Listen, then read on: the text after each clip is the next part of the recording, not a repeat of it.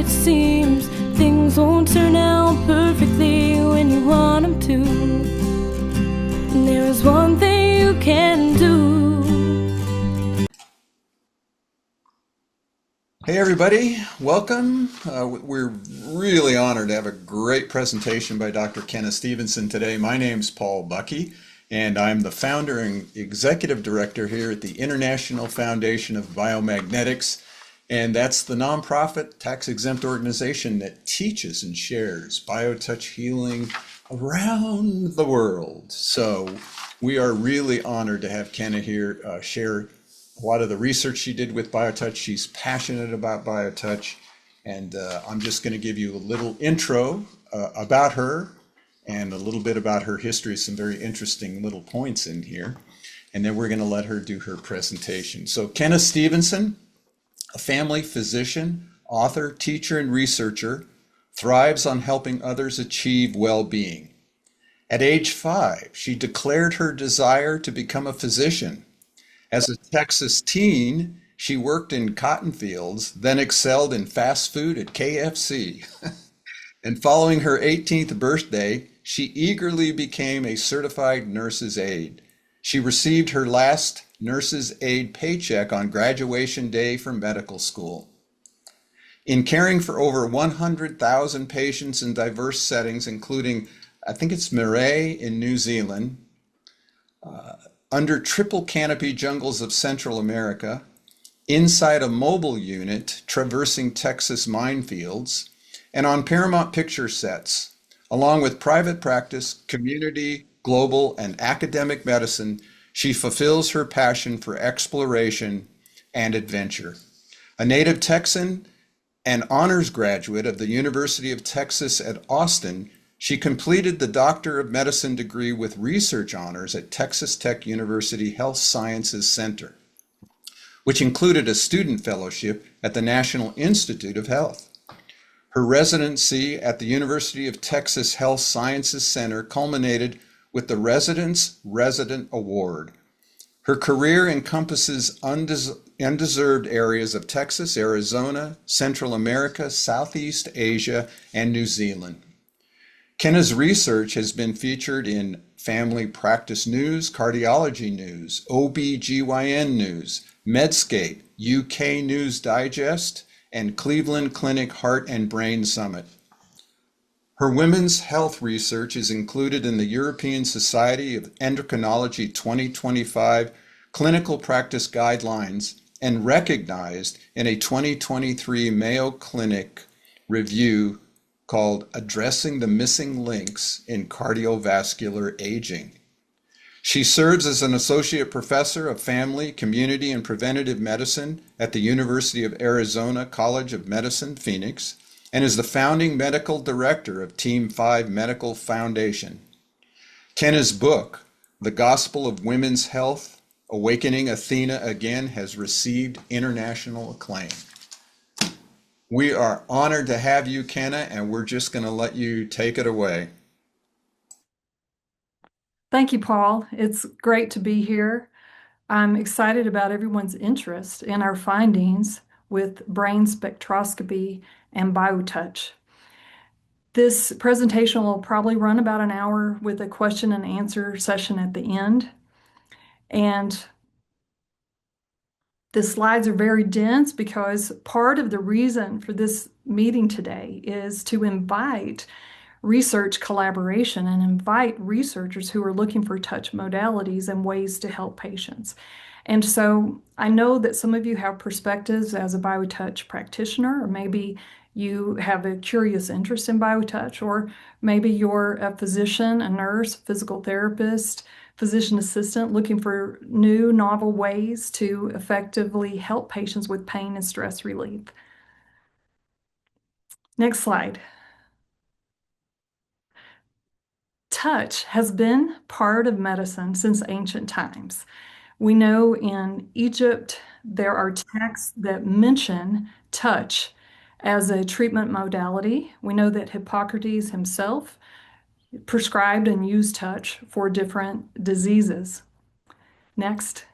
In 1867, the French physician and musician Dr. René Laennec invented the stethoscope. Now, before that time, physicians placed their ear directly on the chest of the patient to listen to the heart. And when Laennec presented this device, there was a lot of opposition by physicians, feeling that it would distance them too much from the patient. Next.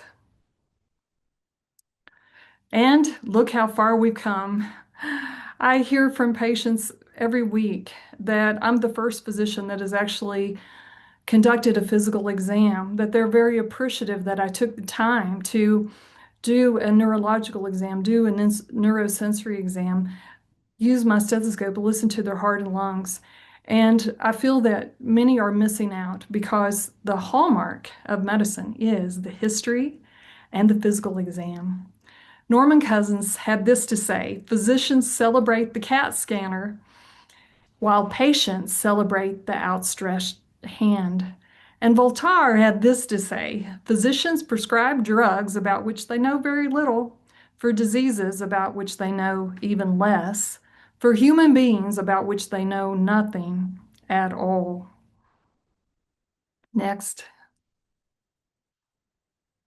Our patients, however, are often pleading for touch. This is a patient that had a very serious illness and he had a lot of pain. And I was assessing his lungs and I placed my hand on the back of his chest and he cried out, "Oh!" And when he did, I released my hand and he said, "No, don't stop." And so I put my hand back and he said, "That feels better than any painkillers." And we know in other settings, some of you may have had the setting where, as a mother or as a teacher, where a child is hurt and crying and they cry, cry, cry, but the instant they run to your lap and you hug them up, right? Or the instant they come and get in the car and you able to make that physical contact, it can calm them down. And they actually did a research study of this where they had infants and their mothers and they separated them by a curtain partition. And then the baby was in some distress and the mother used her voice to try to calm the baby. The voice didn't work. Then they tried lifting the curtain where the baby could see the mama, just the side of the mama. Is that going to calm the baby down? No. But when the mother was allowed to reach under the curtain and touch the child, then their sobs subsided. Then they were soothed. And so we know that touch is vital to the human experience. However, how do we touch patients? How do we do it in an easy, accessible, practical way that's replicated across cultures and across time? I found my answer at St. Elizabeth of Hungary Clinic in Tucson, Arizona. Next slide. I was the associate medical director at this clinic, and at that time, pain was considered a fifth vital sign. And so we always ask our patients about pain. And of course, we were heavily encouraged to prescribe pain medication, including opioids at this time in American medicine. When I would ask the patients about pain, many of them said, "No, I just see Sister Mary. No, I just have Biotouch." Some of these patients had severe musculoskeletal pain. They had severe conditions, and I knew they must be in a lot of physical pain.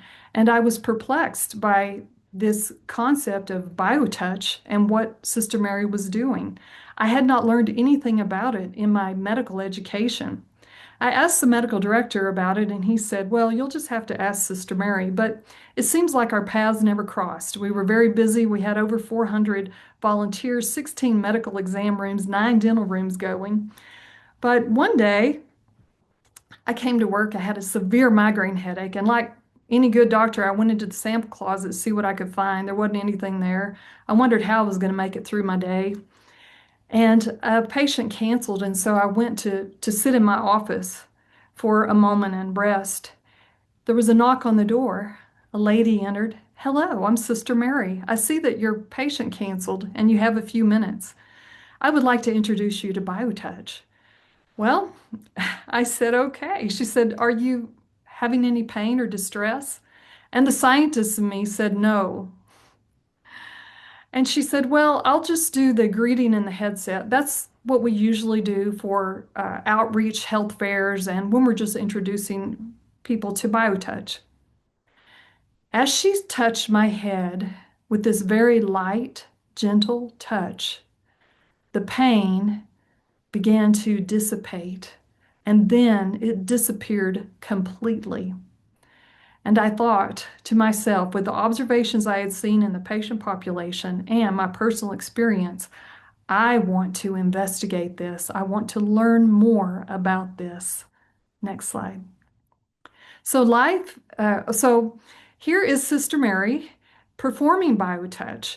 And the history of Biotouch, for those of you new to it, is that it was a technique developed in the 1970s by Norman Cochrane in a Colorado mining town.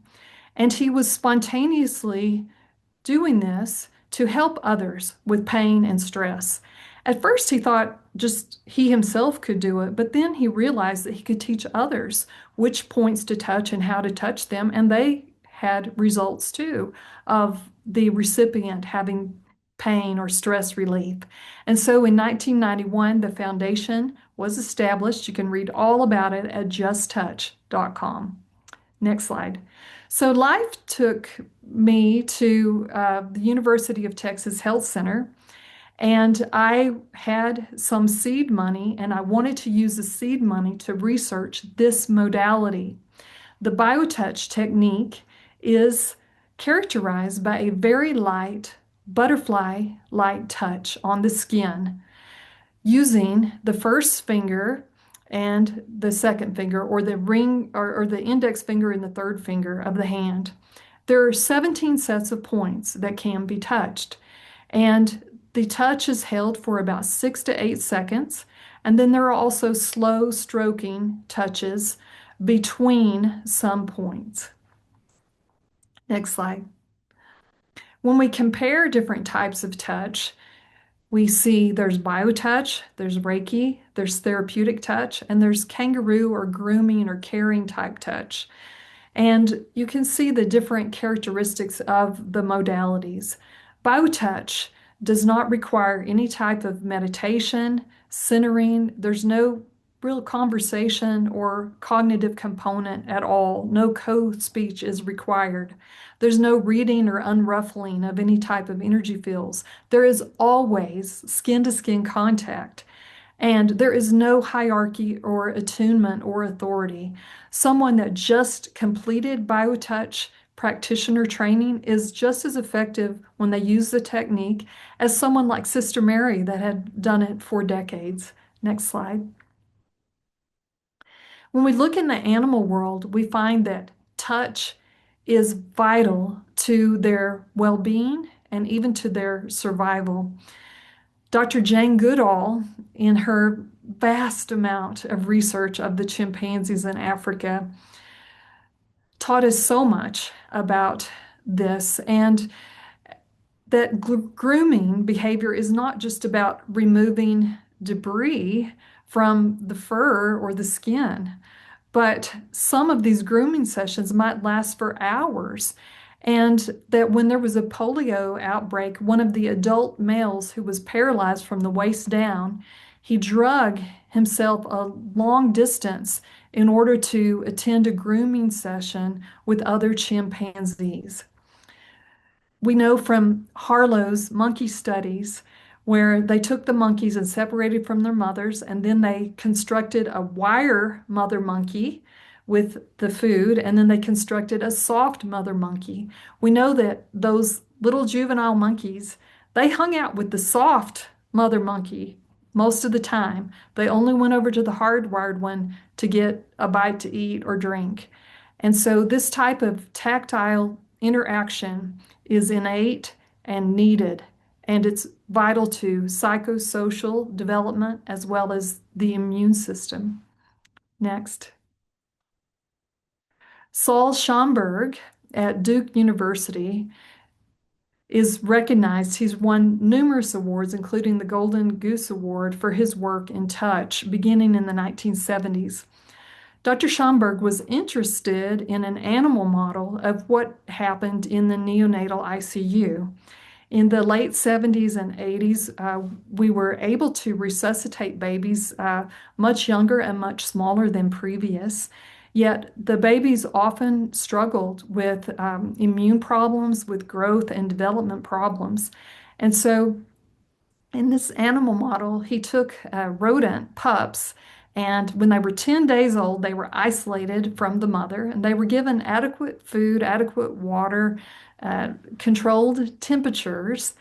But with the deprivation from the mother, he saw changes in immune factors, changes in cortisol circadian rhythms, as well as gene expression. And and he and his lab team were looking at how to reverse this. What were factors that would reverse these changes? And his lab technician said, well, I noticed that in the natural environment, the mothers are always licking the pups. They seem to be licking them quite a bit.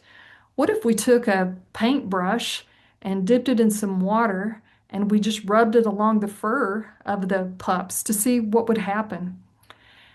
So they did it, and they were amazed that this type of touch, this light touch, did reverse the deprivation changes. And using this knowledge, they then introduced this type of light, caring touch into the neonatal ICU environments.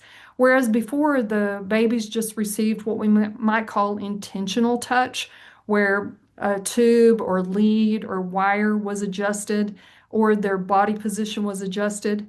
With Dr. Schomburg's work, they began receiving caring touch, and then they began introducing the parents into the ICU with skin-to-skin contact in that kangaroo caring type touch. And we begin to see a lot of improvement, significant improvement in growth and health outcomes in these neonatal environments. I talked to Dr. Schomburg when I was designing the studies at the University of Texas Health Center, and he was such a gracious individual, and I'm thankful for what I learned from him. Next slide. So life took me to the University of Texas Health Center, and I used the seed money to begin the Biotouch project. Paul, Bucky, and Sister Mary came from Tucson to our facility, and over a 2-day training, nearly 30 physicians, nurses, physical therapists, volunteers, massage therapists, and volunteers became certified in the Biotouch technique. Next. At that time, Biotouch was classified and still is classified as energy medicine by the NIH. The idea was this therapy affects the energy fields of the human body, utilizing a butterfly-like touch to intensify and enhance the flow of energy between the practitioner and the recipient. Next. So we, with this trained team, discovered that Biotouch was safe and that it was effective. We utilized it in both inpatient and outpatient settings. And we designed our first study. We enrolled over 100, and I believe we enrolled about 138 patients in the first study. Next slide. In that study, we were looking at the effects of Biotouch on quality of life. And we had a hypothesis that we would see improvement in the bodily pain index based on what we had observed empirically from Sister Mary's work at St. Elizabeth's of Hungary Clinic, from the Tucson Center that offered Biotouch treatments to patients, and those testimonials. But we were astounded to see that there was a statistically significant improvement in all domains of the quality of life scale at 8 weeks. This was with a Biotouch treatment once weekly.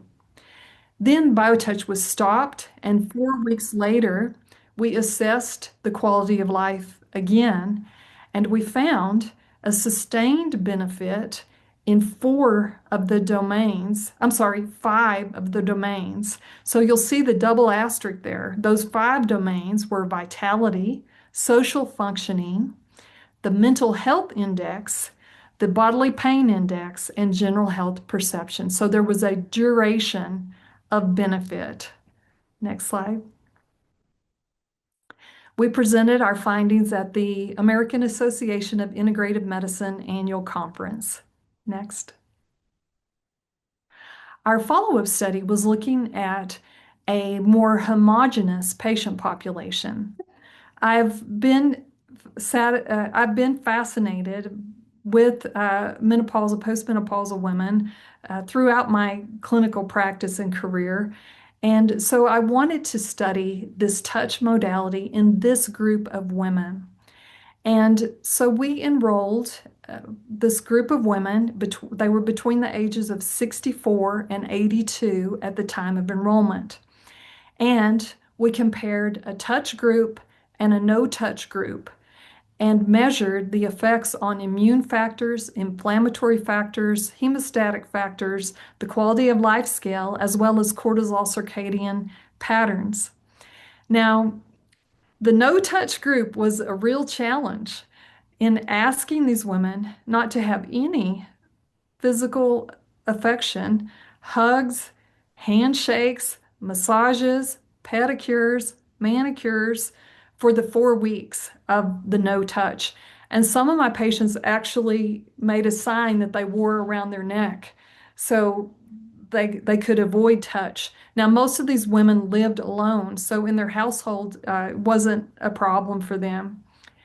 And I did have to make one exception, however, because I was in the state of Texas and I'm a native Texan myself. And in Texas, it's often said the higher the hair, the closer to God. And a woman says that her hairdresser is her healer.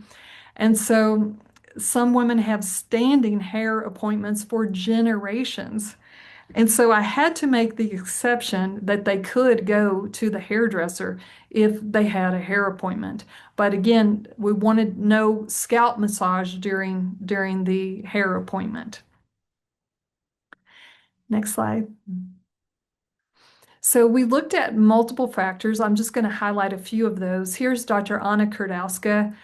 Dr. Kurdowska was vital to this research. In this particular factor, you can see we were looking at immune signaling factors, both at baseline and 72 hours after Biotouch. I believe that one of her postdocs, Dr. Krupa, is joining the presentation today, and I want to say thank you. I know that your team was so helpful in getting those specimens and handling the specimens and performing the assays and helping us. Sometimes I might have some specimens and then I had rooms full of patients and couldn't get over to the biomedical lab, and Dr. Krupa and others came and helped in those spaces. Thank you. Next slide. We looked at cytokines, and I just want to highlight one of the cytokines. We saw an increase in interleukin 12 levels within the touch group, in the BioTouch group. You can see that the levels nearly doubled. In the green is the control, and in the orange is the BioTouch group. Next slide. This is important because interleukin 12 helps protect against the development of tumors, also helps protect against infections such as the common cold and other viruses. And I have a table here showing some of this. Now, with normal aging, we see a profound decrease in interleukin 12 levels. We also see interleukin 12 levels drop within settings of extreme physical stress, psychological stress. So I reflected back on this data when we experienced the pandemic of 2020. And I just wrote about this, and I have the quote over here to the right of the slide. This finding of increased interleukin 12 is paramount within the context of the global pandemic of 2020 and resulting profound touch deprivation. The clinical observations of a cancer surge in 2021 to 2023 may not solely be attributed to lack of screening access and are likely related to deficits in this cytokine. Next. We also investigated gene regulation, gene upregulation, gene downregulation immediately following a Biotouch session. We took skin biopsies of the patients and we sent those to Genome Explorations Laboratory. They harvested the fibroblast and looked at up and down regulation of various genes, very similar to Dr. Schomburg's work as it related to his work with touch and genes. And we presented these findings at the American Association of Integrative Medicine Annual Conference 2004. Next slide. So here is the genetic fingerprint of Biotouch. So if you take, those of you that are Biotouch practitioners, you know exactly what to do. And if you take your hand and you place your fingers right over the screen, it's almost as if you can cover those touch points, right, with the index and the middle finger. So in the red are the genes that are downregulated, and the green are the genes that are upregulated. And over here in the pie chart, it can show you some characteristics of the genes. About half of them had to do with cell growth, maintenance, metabolism, and then others had to do with response to stress, with response to stimuli, both internal and external. This was very exciting for us to see the genetic fingerprint of Biotouch. Next slide. Our next study looked at a elderly patient population, both men and women. Average age was 85 years, and they received Biotouch once a week for 24 weeks. In one group, the other group didn't get the Biotouch. Now, they were not touch deprived, they just didn't receive Biotouch. Then we crossed them over. During the study, we looked at biomarkers including insulin-like growth factor, interleukin-6, tumor necrosis factor alpha, fibrinogen, C-reactive protein. We also looked at cortisol circadian rhythms and the quality of life, SF36. And again, we saw favorable changes and no adverse effects of Biotouch. Next.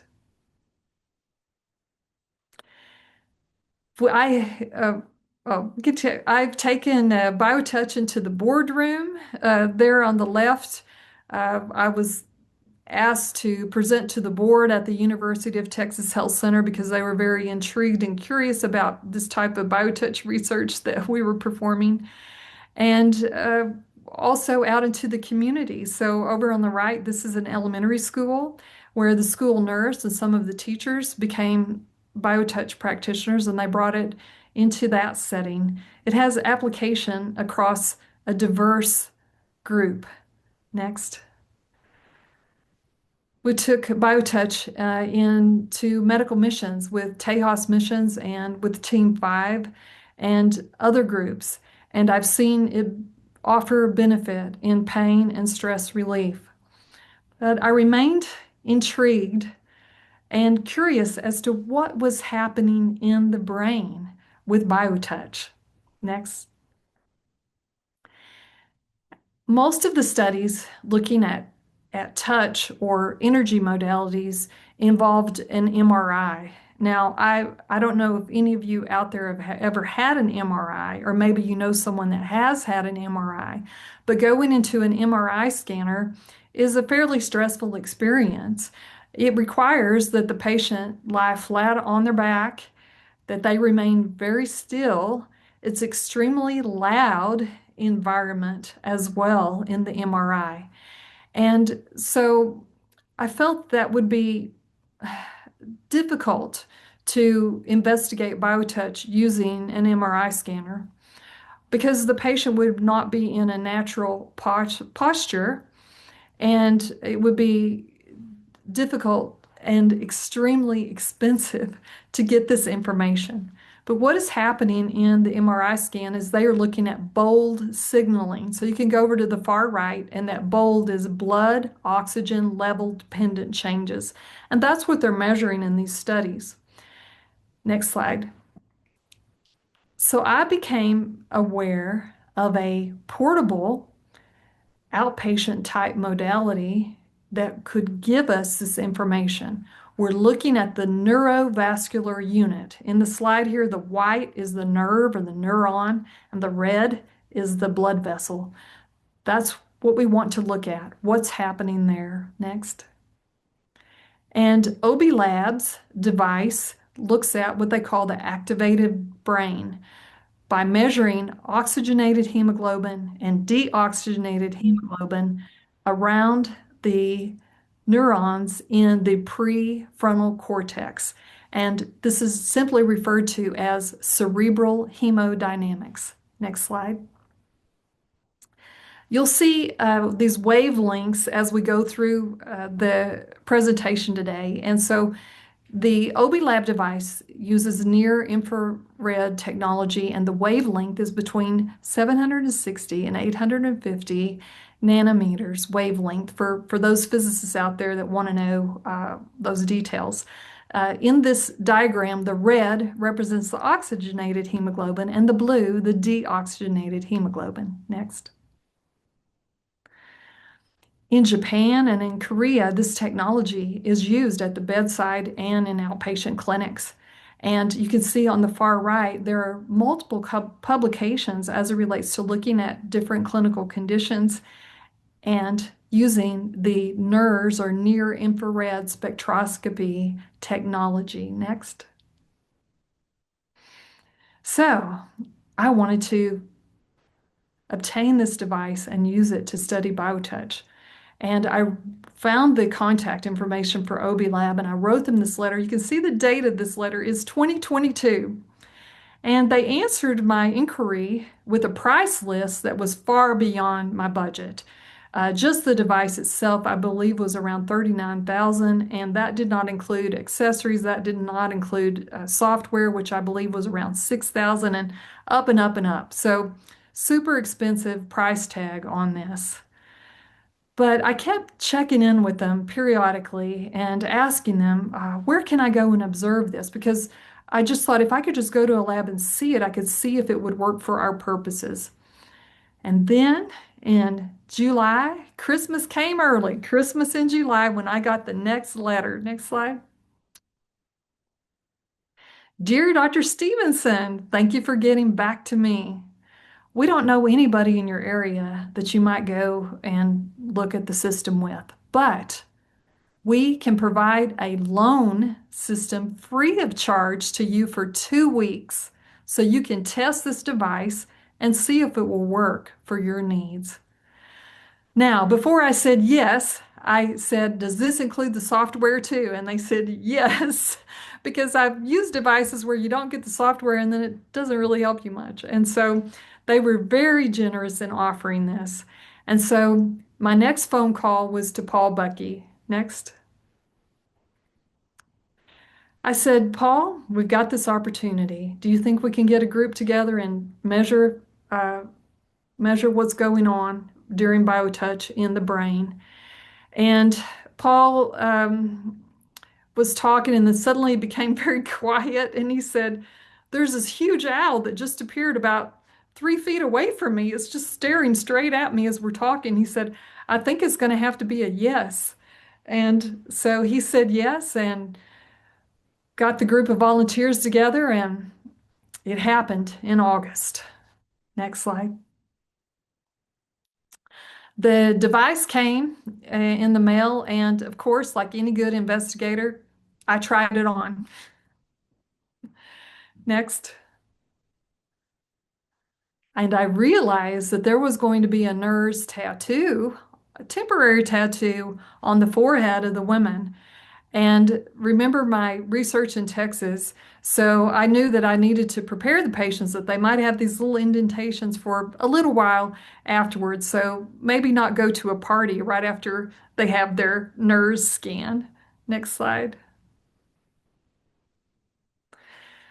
Those little round circles are where the emitters and the detectors, where the source and the channels are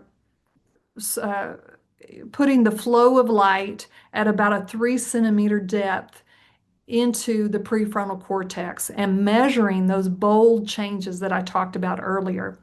And so you can see a schematic here of the various channels as well as the various regions related to the channels. And so there are 8 regions: the dorsolateral prefrontal cortex, right and left, the ventrolateral prefrontal cortex, right and left, the orbital frontal cortex, right and left, and the frontal polar prefrontal cortex, right and left. And now you understand why we use abbreviations in medicine. I'm going to teach you some today.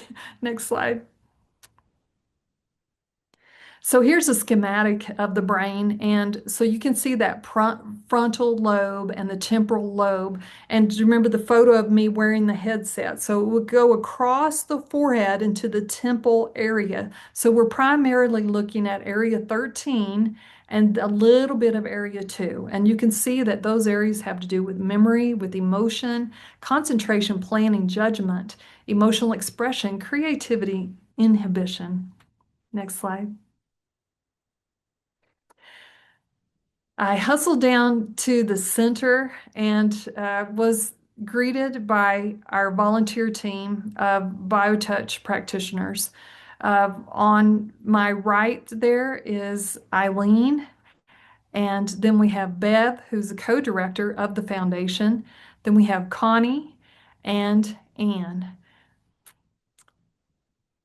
Next. We also had Jeff and Shelley coming in as medical assistants and helping with the clinical components. Next. Here is the first near-infrared brain spectroscopy scan. This is when we were getting some of the coordinates set. And so you can see these are our 2 volunteers, Eileen and Anne is the recipient in this photo. Next. As we were calibrating too, Paul gave Jeff his very first Biotouch treatment, and he did the headset. And this is a little video, so you can see on our tablet as we're looking at the prefrontal cortex changes in that oxidized and deoxidized hemoglobin. Paul, you want to play the video? It's just about 7 seconds long here.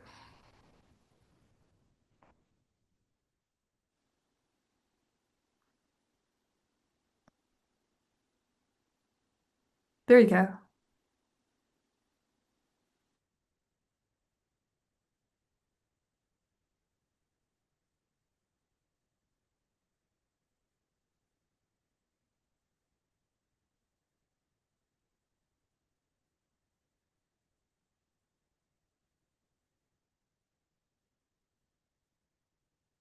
Next slide.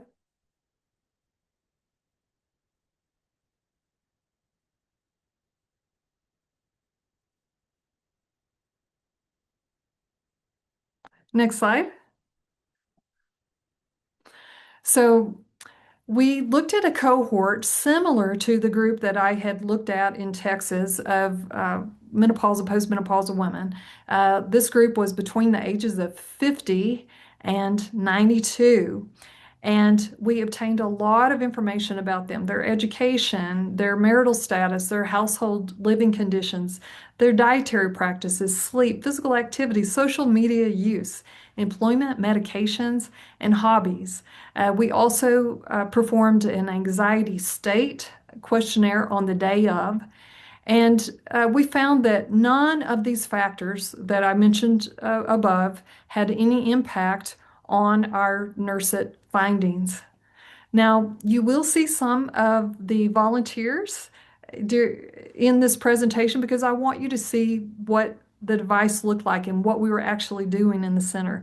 And we do have permission from all of them to share their photographs for educational purposes. Now, but everything has been de-identified as it relates to any of the results that are being shown in the presentation. Next slide. We measured their blood pressure. Next. As well as a dynamometer reading. For those of you that aren't familiar with the dynamometer, you can see Shelley getting the reading in the volunteer here as she's squeezing this device as hard as she can with her dominant hand. And I've looked at dynamometer readings in my practice for many years now, and it's based on the Dunedin clock genes, which correlate with the ability or the grip strength measure of the dynamometer reading. So it's kind of a poor family physician's way of looking at Dunedin clock genes. Those came from a study in New Zealand, and I became aware of this study when I was practicing in New Zealand. It was a nature versus nurture type study where they enrolled over 1,000 babies born in the year 1972 and followed them for 5 years. But the study kept going on and kept growing as investigations kept growing as clinical technology grew. And long story short, in 2022, all those babies had their 50th birthday. They're still enrolled in the study. And it's a fascinating study as it looks at nature versus nurture and now pacing of aging. And the best way to learn about this study, I think, is on YouTube. Next. So when we looked at the dynamometer readings by the age group, we divided the group into 50 to 64 and 65 and older. We found that the 65 plus has slightly lower dynamometer readings. Next slide.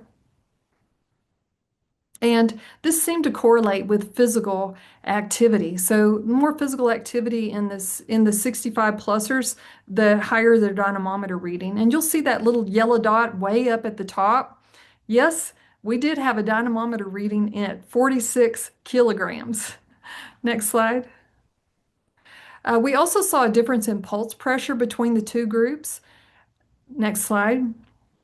But we did not find that this difference nor the dynamometer difference impacted what we measured as the frontal integral or the temporal integral as it related to the cerebral hemodynamics. Next slide. So the way that we structured the day was the ladies had two cognitive tests, and then they had Biotouch. And for the Biotouch, we did what Sister Mary did to me the first time I ever had Biotouch. That was the greeting and the headset.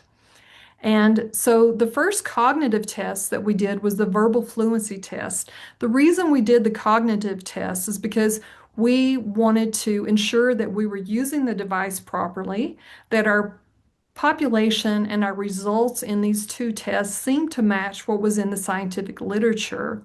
And that would give us more confidence about our conclusions should we find anything in the Biotouch analysis. And so the verbal fluency test, some of you, if you've had cognitive testing, you may have done this test, but it's a test looking at somatic memory, working memory, inhibition of intrusive and repetitive thoughts. And we would, while the patient was being scanned, we gave them a letter, and then they were to say as many words that they could think of that started with the letter during a specific amount of time. Next slide. And here is the cerebral hemodynamic schematic of what's going on during the verbal fluency test. Remember the curves that I showed you earlier? You recognize them now, right? Deoxidized hemoglobin in blue, oxidized in red. Next slide.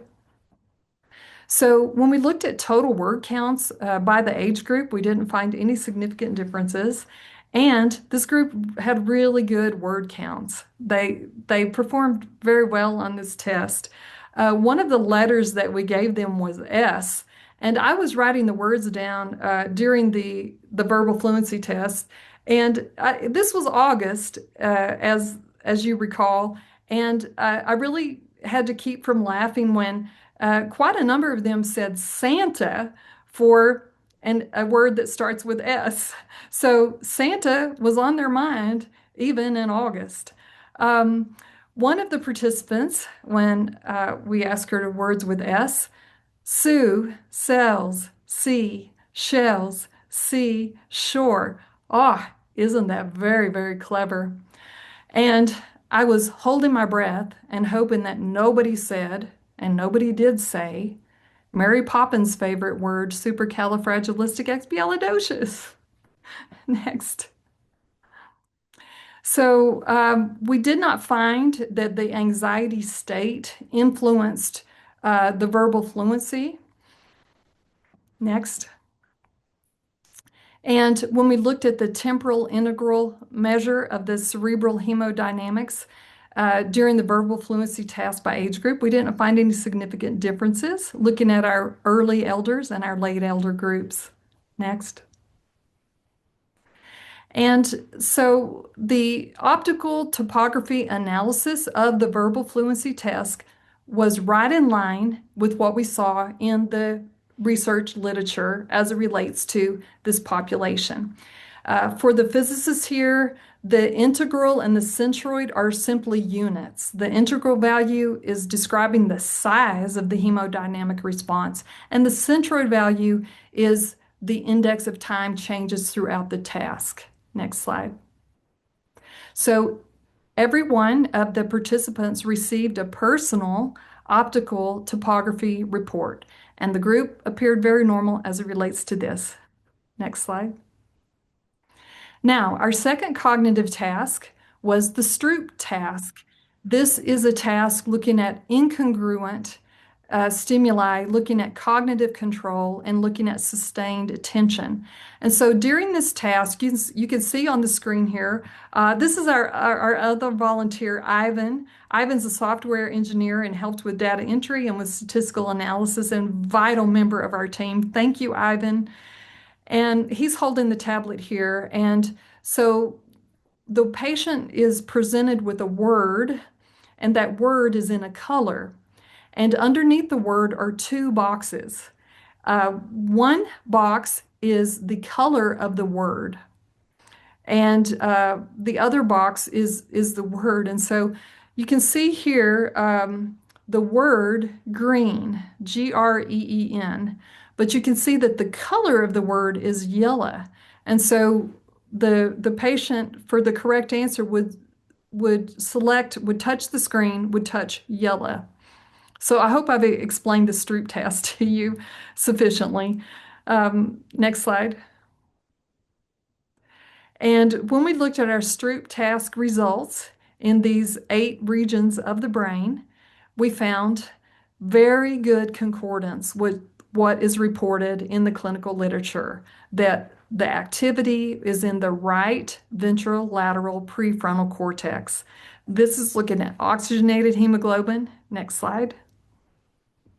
And this is looking at deoxygenated hemoglobin. And so both with the verbal fluency test and the Stroop test, we had findings that were reproducible and in line with the literature. And so I was so very eager as we got to the Biotouch analysis.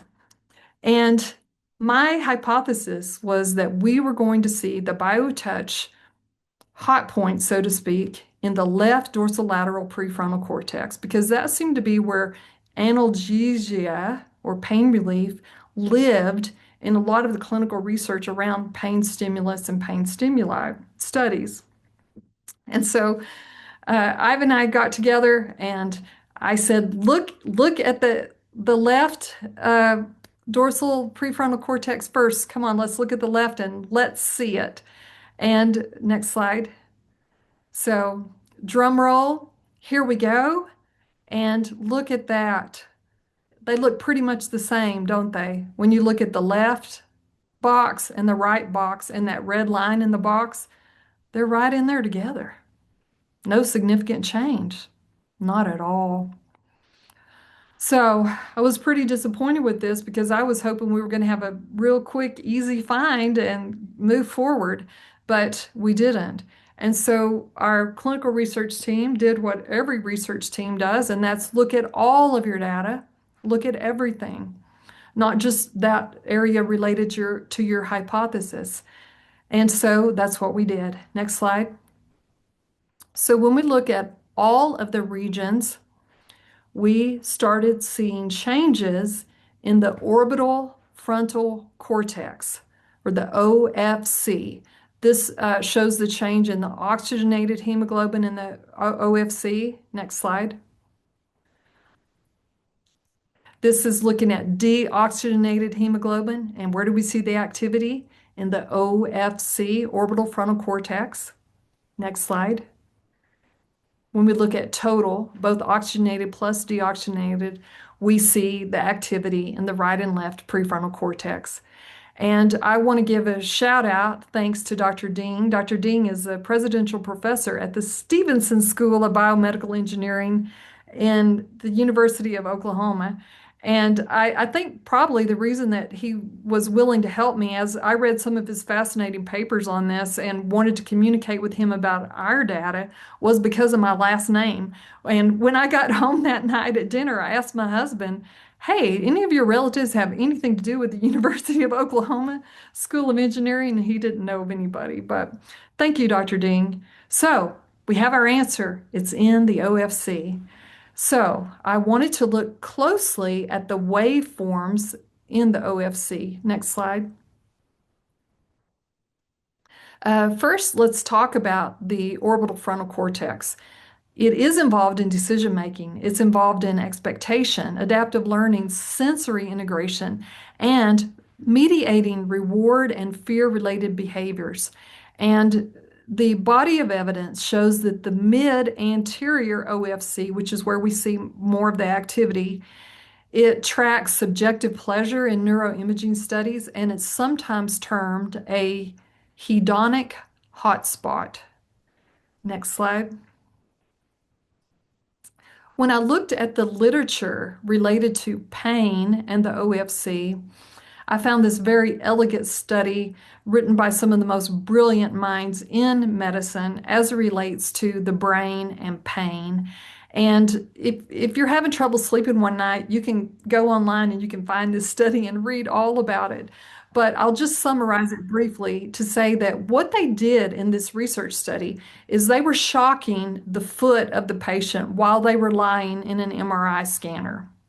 And each patient was given a currency value equivalent to about 68 cents or 40p in the UK.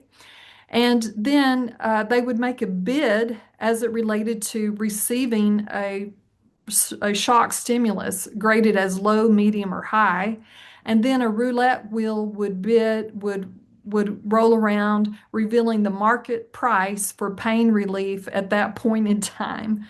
And just to condense it all, I would say that the appraisal of pain as well as the value related to aversion and avoiding that pain, all of that processing took place in the OFC. And it wasn't just a quantitative record of the type of pain stimulus, low, medium, or high.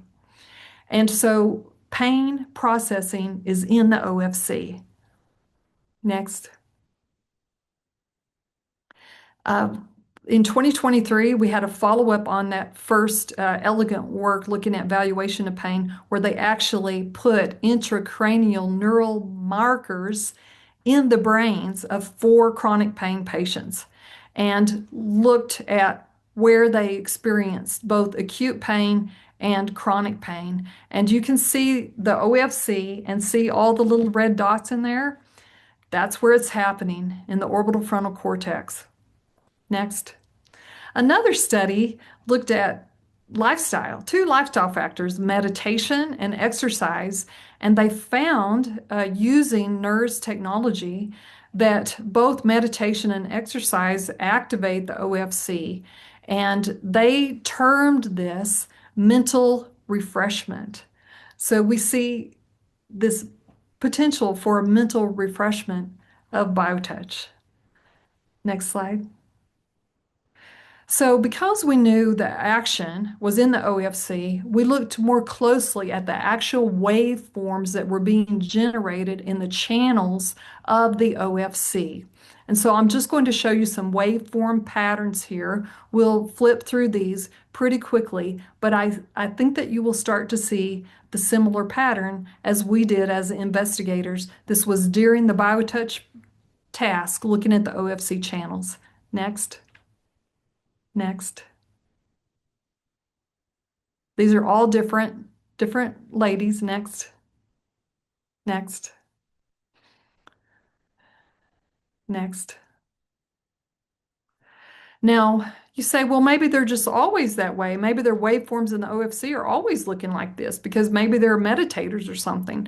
Well, it is true that 9 of the 32 do practice meditation between 1 and 5 hours a week. But when we looked at the OFC during the other task, remember the verbal fluency task and the Stroop task, look at the waveforms. We sure don't see that nice sinusoidal coherent pattern. Next slide.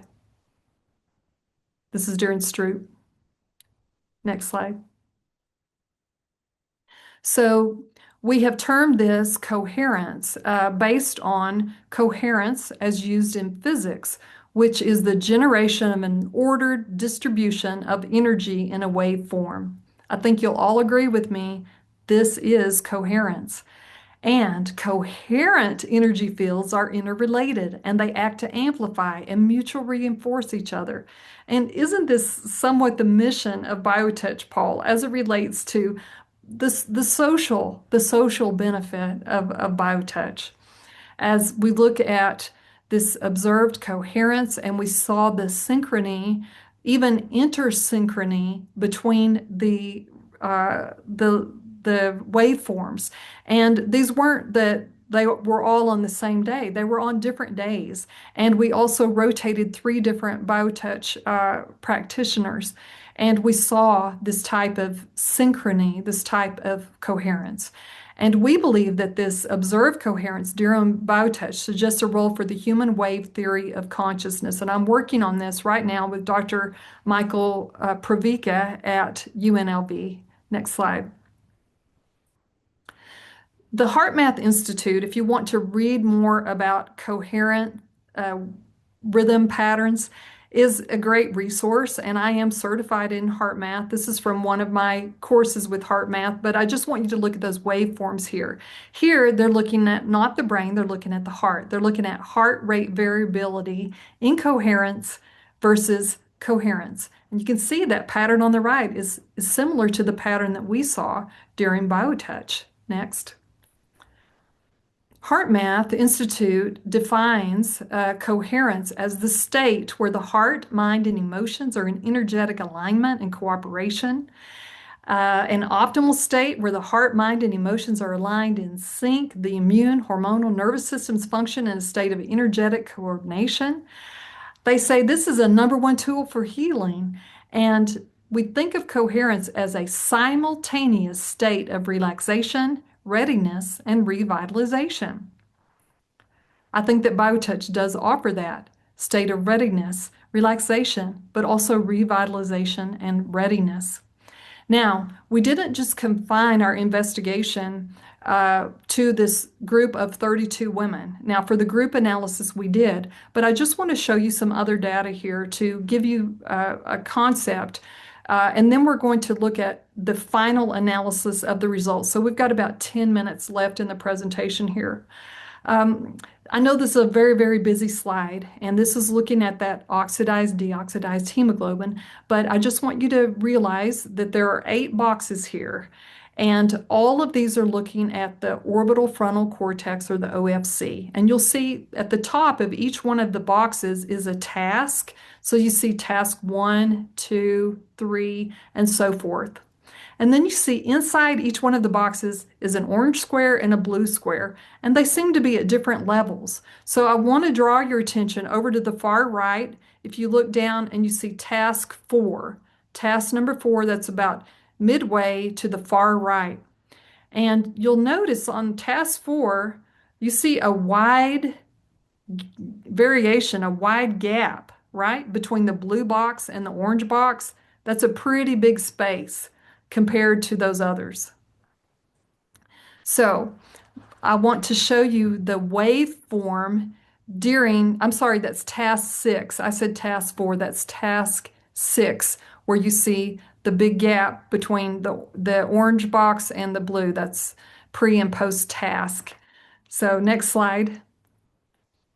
Here are the waveforms during that task. You can see that they're incoherent, they're chaotic. And that task, in case any of you want to replicate it when you get home tonight, is ice water immersion of the hand. So you can get yourself a bowl of ice water and put your hand in there and hold it in there for a while, and you're probably going to have waveforms like this in your OFC. Next slide. So I believe that Biotouch is a wave therapy. Upper slide, incoherent, chaotic, pain. Lower, you see the coherence, rhythm of Biotouch in the OFC. Next slide.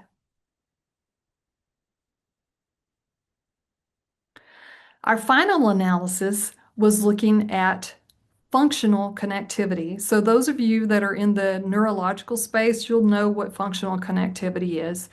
And I'll share more about it in the next slide. But we saw that functional connectivity is significantly increased during Biotouch for 6 out of the 8 regions of the prefrontal cortex. Functional connectivity, I can give you an example. It would be like communication type systems. And so we know that areas of the brain that are in close proximity to each other easily communicate.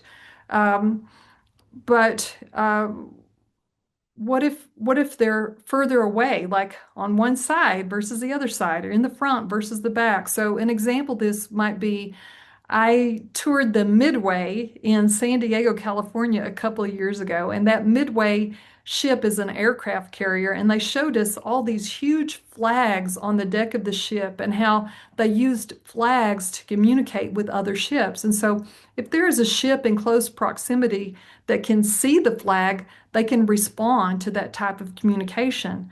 But let's say there's a radio transmitter on the ship, and with the radio transmitter, they can communicate to ships that are many, many miles away that can't visually see the actual material flag. And so we see that there's enhanced functional connectivity where parts of the brain are able to communicate that aren't in the same geographic proximity. This functional connectivity is enhanced. Next slide. We know that prefrontal cortex functional connectivity is associated with what? Increased attention, with increased working memory, cognitive control, executive control, emotional regulation, self-perception, and self-compassion. And we know that when functional connectivity is decreased, we see anxiety, depression, negative emotion, and hyperarousal type symptoms. So this is yet another benefit. So we saw the coherence pattern, we saw the activity in the OFC, and now we see the enhanced functional connectivity in 6 regions of the prefrontal cortex. Next slide.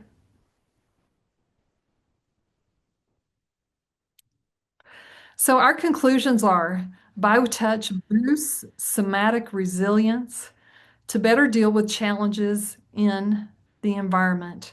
And Biotouch harnesses the natural capacities of our mind and our brain to respond to pain or stress through neural activity in the orbital frontal cortex, and it also increases functional connectivity of the prefrontal cortex as measured by near infrared spectroscopy. Next slide. I want to thank those 32 women that gave up their Saturday or their Sunday to come and undergo the scan during a Biotouch treatment.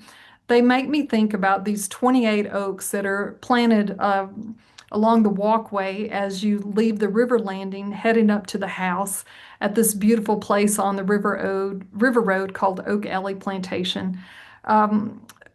These women are mighty oaks. Their bark is rich as they've endured turmoil, struggles, joys, sorrows, and they raised their leafy branches in beauty and really provided a shade and refreshment for us during those really hot August days to illuminate for us how Biotouch is a centrally active modality is a wave therapy. Next slide. If you are interested in more details about any of the Biotouch research that I mentioned, I have a whole chapter about Biotouch in my book, Gospel of Women's Health. There's my website with a link to a tree, how to get that. There are some remarkable case studies as well as testimonials as it related to patients that have benefited from Biotouch, and even some case studies of my own kids and how we've used Biotouch in our home. JustTouch.com is your main resource for learning this technique and bringing it to your care setting. The manual, I believe, has been translated into 6 languages. And as I understand it, right now, Biotouch is being used in various settings in about 12 countries. And Paul Bucky and Bev, your co-directors, are your experts on all things Biotouch. And that ends my presentation. I want to thank you all for your time and attention. And we have some minutes here for questions. I'll turn it back over to you, Paul.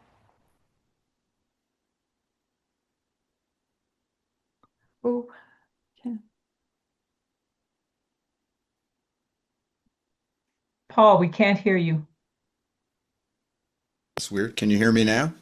Yep. Yeah. We want to thank Kenna. You're awesome.